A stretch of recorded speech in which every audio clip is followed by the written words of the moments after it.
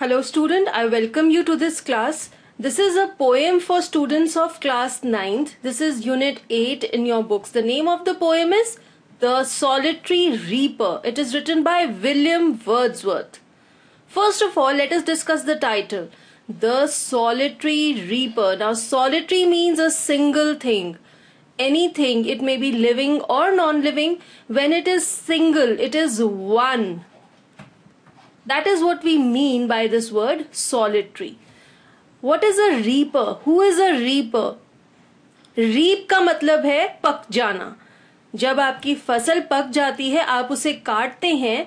ऐसा इंसान जो पकी हुई फसल को काटता है, उसे हम reaper कहते हैं. So this poem is about a solitary, that is a single person who is a reaper, who is cutting the ripe crop.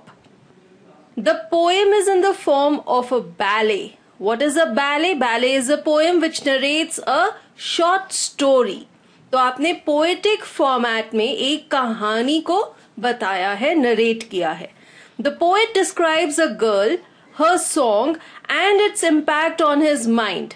अब इस poem में poet एक लड़की की बात करेंगे और वो जो गाना गा रही है उसको डिस्क्राइब करेंगे एंड फर्दर ही टेल्स के उसके गाने का उनके दिमाग पर क्या असर हुआ है.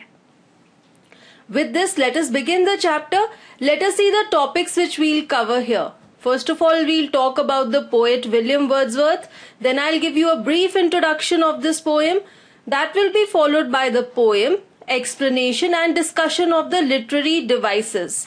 Then we'll have a summary of the poem followed by the question and answers. तो चलिए इस पोएम की शुरुआत करते हैं. सबसे पहले the poet William Wordsworth. He was born in the year 1770 in England and he died in the year 1850 in England. Wordsworth focused on nature, children, the poor, common people and used ordinary words to express his feelings. अब Wordsworth की जो poetry है उसका main focus in सब चीजों पे है और इन्होंने अपनी पोइट्री में बहुत ही सिंपल वर्ड्स का इस्तेमाल किया है.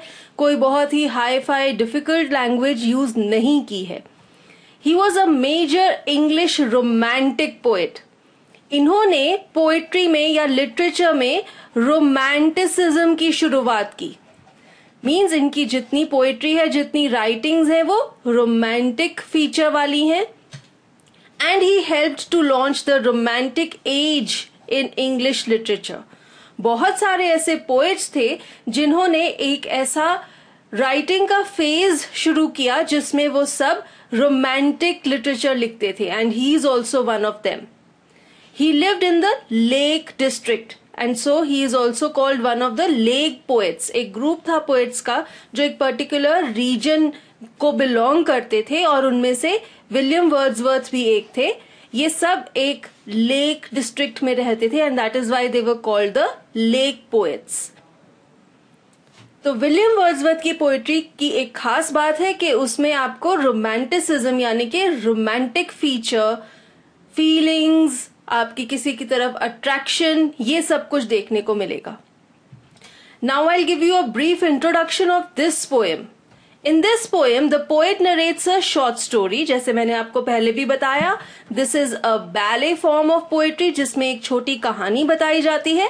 He comes across a girl who is alone cutting crops. अब ये जो कहानी है उसमें पोएट एक लड़की को देखते हैं जो अकेली ही फील्ड्स में, खेतों में क्रॉप्स काट रही है. He can hear the sound of a song in the entire valley. Crops काटते काटते वो एक गाना भी गा रही है जिसकी आवाज पूरी दूर दूर तक पूरी वैली में गूंज रही है. He compares her singing to that of the birds and says that although he cannot understand her song, he finds it to be enchanting. फिर पोएम में पोएट इस लड़की के गाने को बहुत ही जो सुरीली चिड़िया होती हैं उनके गाने के साथ कंपेयर करते हैं और वो ये भी कहते हैं कि वो इसके सॉन्ग को समझ नहीं पा रहे लेकिन फिर भी उसका गाना बहुत अट्रैक्टिव है और वो उसकी तरफ खिंचाव फील कर रहे हैं. The song remains in his mind till a long time. उसके बाद वो वहां से चले जाते हैं लेकिन बहुत देर तक ये जो गाना है ये उनके दिमाग में चलता रहता है. आपके साथ भी बहुत बार ऐसा होता होगा, कोई चीज जो आपको बहुत अच्छी लगती है, मे बी कोई सॉन्ग, कोई पिक्चर का गाना, कोई एडवर्टाइजमेंट, वो काफी देर तक आप अपने मन में गुनगुनाते रहते हैं, आपके दिमाग में चलती रहती है। ऐसे ही इस लड़की का गाना पोएट के दिमाग में काफी देर तक चलता रहा। The theme of this poem is that beautiful moments or things can give you pleasure and uplift your mood for a lifetime. कुछ ऐसे पल, कुछ ऐसी चीजें जो आपको बहुत अच्छी लगती हैं, बहुत अट्रैक्टिव होती हैं, वो आपको बहुत ज्यादा देर तक खुशी देती हैं और आपको एक अच्छे मूड में भी रखती हैं। तो इतना ज्यादा अच्छा असर होता है ऐसे खुशी भरे मौकों का और खुशी भरी चीजों का, जो आपको हैप्पीनेस देती हैं, खुशी देती हैं। Now let us read the poem. I'll explain it and we'll discuss the literary devices also. The first stanza. Behold her, single in the field, yon solitary highland lass, reaping and singing by herself, stop here or gently pass. Alone she cuts and binds the grain and sings a melancholy strain. Oh, listen, for the vale profound is overflowing with the sound. First of all, let us see the meanings. Behold means see or look at something.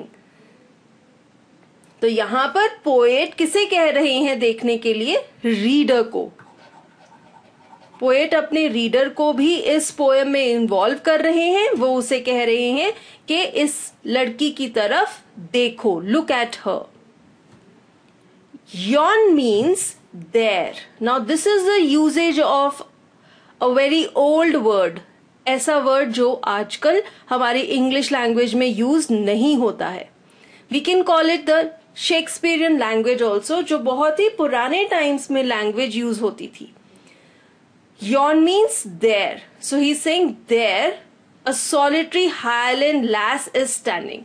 Now the word solitary means single or alone. I have told you earlier also.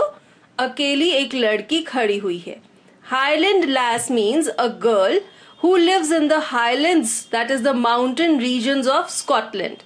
Lass is a girl and highland means mountainous area, पहाड़ी इलाका। तो यहाँ पर poet ये कह रहे हैं कि देखो उस लड़की की तरफ जो अकेली वहां पर फील्ड्स में खड़ी हुई है। Reaping means cutting down and gathering a crop such as corn or rice. वो क्या कर रही है?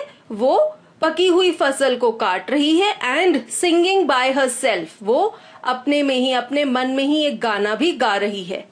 And then he says, stop here or gently pass. यहाँ पर पोएट रीडर को कह रहे हैं, उसको इंस्ट्रक्ट कर रहे हैं कि या तो चुपचाप खड़े हो जाओ और उसका गाना सुन लो, या फिर धीरे से यहां से चले जाओ, निकल जाओ। So what he wants, he does not want that the reader should disturb this girl who is busy in herself. She is cutting the crops and she is singing a song.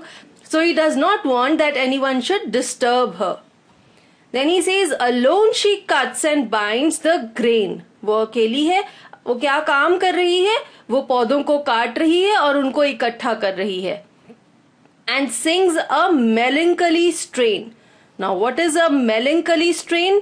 It is a sad song. Melancholy means something which is sad and strain means a song. ये लड़की कैसा गाना गा रही है? एक दुख भरा गाना गा रही है।